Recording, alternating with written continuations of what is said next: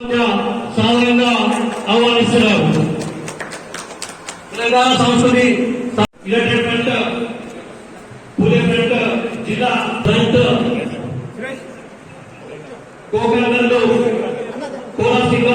ముప్పు భిక్షపరన్న గారికి, ఏ దత్తాత్రేయ గారికి, ఆలకొండ హరి గారికి, రాజేంద్ర గౌడి ప్రధాన కార్యదర్శి కూడా వచ్చి తమ స్థానంలో ఆసక్తి కావాల్సిందిగా కోరుతా ఉన్నాం. ఎవరికి ఒక క్లారిటీ అన్నది లేదు. సో ఇట్లాంటి కన్ఫ్యూజన్ ఉన్నటువంటి వ్యవస్థలో మరి కేంద్రంతో కొన్ని యుద్ధాలు ఉన్నాయి, రాష్ట్రంతో కొన్ని యుద్ధాలు ఉన్నాయి, మనలో మనం తెలుసుకోవాల్సిన యుద్ధాలు కూడా కొన్ని ఉన్నాయి. వాటన్నిటి కోసమే ఒక మంచి కార్యాచరణ తీసుకోవాలన్న ఆలోచన వచ్చింది. నిజంగా నిన్న మొన్న గత కొన్ని నెలలుగా బీసీల సమస్యలపై అధ్యయనం చేస్తూ ఉంటే చాలా మంది మేధావులు చెప్పినటువంటి బాధ, కానీ మనుషులుగా ఉన్నటువంటి మనల్ని లెక్క పెట్టమంటే మాత్రం ఏ ప్రభుత్వానికి కూడా మనసు వస్తలేదని చాలా బలంగా చెప్పినారు. అటువంటి అంశాలను మరి ఒక తాడో పేడో తేల్చుకోవాలనేటువంటి ఉద్దేశంతోనే ఒక మంచి కార్యాచరణ తీసుకోవడం జరిగింది. మరి ఏ పెద్ద పని మొదలు పెట్టుకున్నా మీ అందరికీ తెలుసు, ఇమీడియట్ గా తక్షణం చేయాల్సిన పనులు కొన్ని తెలియజేస్తా ఉన్నాం. అదేవిధంగా మరి యునైట్ అయినటువంటి రాష్ట్ర వ్యాప్తంగా నాకు తెలిసి త్వరలోనే దేశవ్యాప్తంగా పనిచేయడానికి ఏర్పాటైనటువంటి ఒక కొత్త ప్లాట్ఫామ్ మరి దానికి సంబంధించి అన్న కన్వీనర్ పిల్లల గౌరవనీయులు గట్టు రామచంద్రరావు గారు ఉన్నారు. వారు మొత్తం రాష్ట్ర బాడీ అంతా కూడా యునైటెడ్ పూలే ఫ్రంట్కి సంబంధించి వచ్చిన వారందరికీ కూడా ధన్యవాదాలు తెలియజేస్తాం. ఇవాళ మీ అందరికీ తెలిసిన విషయమే, తెలంగాణ జాగృతి నుండి 2006లో ఈ సంస్థ మొదలు పెడితే అప్పటి నుండి ఇప్పటి వరకు కూడా మన వాళ్లకు ఎంపీటీసీలు అయ్యే అవకాశం ఉంటుంది, సర్పంచ్లు అయ్యే అవకాశం ఉంటుంది, కౌన్సిలర్లు, వార్డు మెంబర్లు, జెడ్పీటీసీలు, ఎంపీపీలు, మున్సిపల్ చైర్మన్లు, జెడ్పీ చైర్మన్లు అయ్యే అవకాశం ఉంటుందని చెప్పి కాంగ్రెస్ పార్టీ వాగ్దానం చేసింది. మరి జటిలమైన సమస్య, ఎందుకంటే మా అన్న వాళ్ళు చాలా మంది అన్నారు 48% మనకెందుకు, మేము ఎక్కువ ఉన్నామన్నారు. ఎక్కువ ఉన్నామో తక్కువ ఎట తెలవాలి, లెక్కనైతే పెట్టాలి. లెక్క పెట్టాలంటే మొదలు పెట్టాలి ప్రాసెస్. ఇప్పుడు ప్రాసెస్ మొదలు పెడితేనే 6 నెలలో 7 నెలల్లో ఆ రిజల్ట్ వస్తుంది.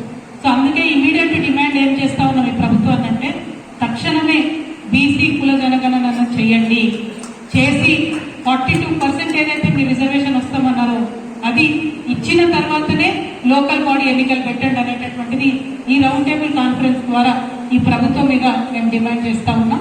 మరి ఈ ఎజెండాలన్నింటినీ కూడా ముందు పెట్టుకుంటే ఒక చర్చ వచ్చింది, ఒక అంశం వచ్చింది. మరి ఇన్ని బీసీ కులాలు ఉన్నాయి, రకరకాల సమూహాలు ఉన్నాయి, మరి అందరికీ ఒక ఐకాన్ ఉండాలి కదా, ఒక ప్రతీక ఉండాలి కదా, ఒక యూనిటీ ఎట్లా తేవాలి అన్నటువంటి ఆలోచన వచ్చినప్పుడు, ఇదివరకు అసెంబ్లీలో అంబేద్కర్ విగ్రహం పెట్టమన్నప్పుడు దళిత సంఘాలు అందరూ కూడా చాలా సంతోషపడ్డారు. అంబేద్కర్ ఇష్టపడేటటువంటి సమతావాదులు, మానవతావాదులు అందరూ కూడా చాలా సంతోషపడ్డారు. సో అదేవిధంగా భారత జాగృతికి ఇదివరకు అడిగినటువంటి చరిత్ర ఉంది కాబట్టి అందరూ బీసీలకు, అందరూ బీసీ కులాలకు, అందరికన్నా ఎక్కువ మా ఆడబిడ్డలకు లిబరేషన్ కోసం కొట్లాడినటువంటి వ్యక్తి పూలే, సావిత్రిబాయి పూలే కాబట్టి మరి పూలే గారి విగ్రహాన్ని అసెంబ్లీలో పెట్టమనేటటువంటి డిమాండ్ని ప్రధానంగా మనం ముందుకు తీసుకొచ్చినాం. ఆంధ్రప్రదేశ్ లో ఉన్నప్పుడే యునైటెడ్ ఆంధ్రప్రదేశ్ అసెంబ్లీలో అంబేద్కర్ గారి విగ్రహం ఉండాలని చెప్పి గట్టిగా వినవించి అన్ని రకాల ఉద్యమ కార్యాచరణ తీసుకొని చివరికి నిరాహార దీక్ష కూడా చేపట్టి ఆనాడు అంబేద్కర్ బొమ్మని అసెంబ్లీలో మనం ప్రతిష్ఠించుకోవడం జరిగింది.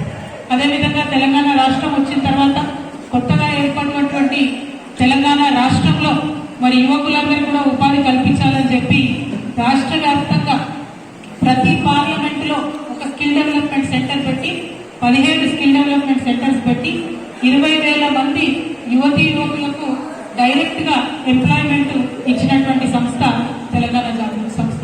ఆ తర్వాత మరి దేశవ్యాప్తంగా కూడా మహిళా బిల్లు మీద ఎక్కడ చర్చ జరుగుతలేదు, ఈ బిల్లు మీద చర్చ జరగాల్సినటువంటి అవసరం ఉందని చెప్పి ఢిల్లీలో అత్యంత పెద్ద దీక్ష పెట్టి మరి కేంద్ర ప్రభుత్వంలో అట్లాగే దేశవ్యాప్తంగా ఒక చర్చ రగించడంలో ముందడుగు వేసినటువంటి సంస్థ తెలంగాణ జాగృతి. మాట్లాడినప్పుడు మహిళా బిల్లులో ఓబీసీ కోట, మన బీసీల మహిళలకు సంబంధించినటువంటి కోట లేదు అనే అంశం మీద కూడా మేము కేంద్ర ప్రభుత్వం మీద పోరాటం చేయడం జరిగింది.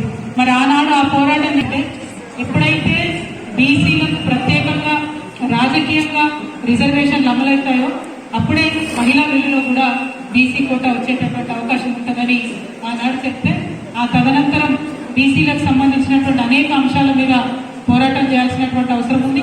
అది కేంద్రంలో కానీ రాష్ట్రంలో కానీ ఒక కార్యాచరణ రూపొందించుకుంటామని చెప్పి ఈ ఎన్నికల జనరల్ ఎలక్షన్ కన్నా ముందే బీసీ మేధావులందరితో కూడా సమావేశం ఏర్పాటు చేసుకోవడం జరిగింది.